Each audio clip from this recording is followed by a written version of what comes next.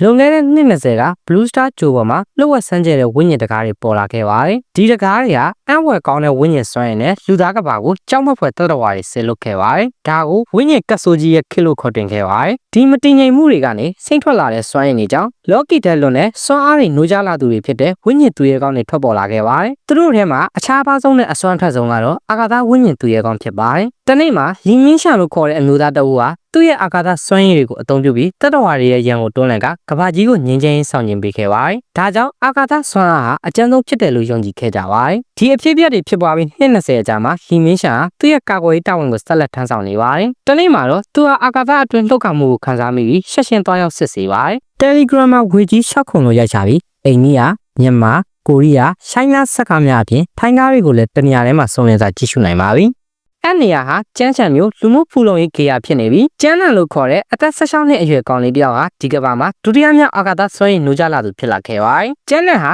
တင်းငယ်ပြီးတည်ငြိမ်မှုမရှိတဲ့ပေါ်တယ်လေးတစ်ခုကိုသာဖန်တီးနိုင်ခဲ့ပြီးလီမင်ရှမ်းရဲ့ဒဏ္ဍာရီရဆွမ်းဆောင်ချက်တွေကိုရှေ့ပြားတော့မမီပါဘူး။အဲ့ဒီအချိန်မှာပဲလီမင်ရှမ်းကိုယ်တိုင်အဲ့နေရာကိုရောက်လာပါတယ်။ဘေးကလူတွေကတော့တပည့်တယောက်ရွေးဖို့ရောက်လာပြီလို့ယူဆကြပါတယ်။ဒါပေမဲ့လီမင်ရှမ်းကကျန်းနံကိုတစ်ချက်သာကြည့်ပြီးတခုမှမပြောဘဲထွက်သွားပါတယ်။အဲ့ဒါကရှင်းပါတယ်။ကျန်းနံရဲ့အရေးရှင်းဟာသူ့ရဲ့အာယုံဆိုင်မှုအတွက်လွန်စာမအရေးမပါလို့ဖြစ်ပါတယ်။တရင်ထောက်တွေစိတ်ဝင်စားမှုရောကြသွားပြီးပွဲကစိတ်ပြတ်ဖို့အဆုံးသတ်သွားခဲ့ပါတယ်။ကျန်းနံရဲ့အစွမ်းက ESN ဖြစ်နေရကြောင်းကျောင်းကနေပါအထုတ်ခံရပါတယ်။ဒါပေမဲ့ကျန်းနံကစိတ်တမကြပဲအစွမ်းထွက်တဲ့ဝိညာဉ်သူရဲကောင်းဖြစ်လာဖို့အိမ်မက်ကိုခိုင်မြဲစွာစုပ်ကိုင်ထားပါတယ်။ဝိညာဉ်သူရဲကောင်းအကယ်ဒမီအတွက်ကျောင်းလက်ကပေးနိုင်ဖို့အလုံးများစွာကိုလည်းလုပ်ခဲ့ပါတယ်။နေကင်းဘက်မှာအစားတောက်ပို့ပြီးညဘက်မှာတော့စီကားရဲ့ညစီမှာလမ်းမေးဆိုင်ဖွင့်ပြီးဈေးရောက်ပါတယ်။ကျန်းနံဟာညစီမှာနေရာကောင်းတစ်ခုကိုဦးလာပြီးရေကူးပေါင်းမှုတွေကိုစတင်ရောက်ချခဲ့ပါတယ်။သူဟာအာကာသစွမ်းသုံးသူနဲ့ဝိညာဉ်သူရဲကောင်းအကယ်ဒမီကျောင်းသားဆိုတဲ့သူ့ရဲ့ထူးခြားတဲ့အချိန်တွေကိုအသုံးချပြီးလူအုပ်ကိုဆွဲဆောင်ခဲ့ပါတယ်။သူဟာအာကာသစွမ်းကိုစတင်နိုင်တဲ့ဘောင်းမီရဲ့ခန္ဓာရဲ့အားကိုပါတည်ယူပြခဲ့ပါတယ်။ခဏနေတော့ဘဲတပွေရောက်လာပြီးသူ့နေရာကထွက်သွားဖို့ပြောတာကြောင့်စကားများရန်ဖြစ်ကြပါတယ်။ပြောရင်းနဲ့ဘဲကလက်ပါလာလို့အာကာသအစွမ်းနဲ့တက်မြန်ထိအောင်လုပ်လိုက်ပါတယ်။အဲဘဲရောက်တဲ့ဘောင်းမီတွေကအတူတွေဖြစ်နေရကြောင်းစီမံခန့်ခွဲရေးဌာနကိုသွားမယ်လို့တော့ငနဲတပွေက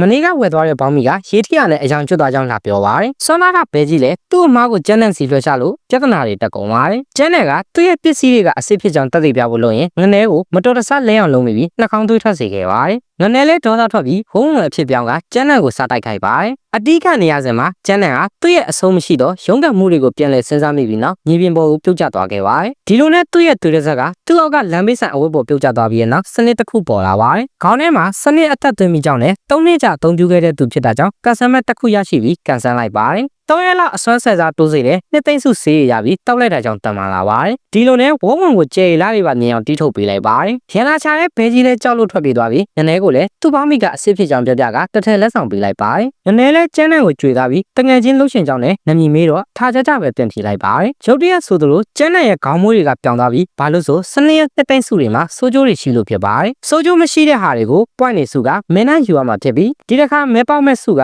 ပါရမီတိုးမြင့်နိုင်တဲ့ရှင်စီတန့်စင်တဲ့ဟာဖြစ်ပါတယ်။ဒါသာရရင်ကျန်းနဲ့ဟာအေးအဆင့်ကနေအဆင့်ထိဖြစ်လာနိုင်ပါတယ်။ကျန်းနဲ့လည်းခေါင်းဝတ်တက်ပြီးသူကအဆန်မဆုံးဖြစ်လာတော့မှမို့ပြောနေတော့ဆိုင်းမုတ်ထဲကနေကောင်းမလေးတယောက်ထွက်လာပြီးသူ့ပေါ်ပြုတ်ကျလာပါတယ်။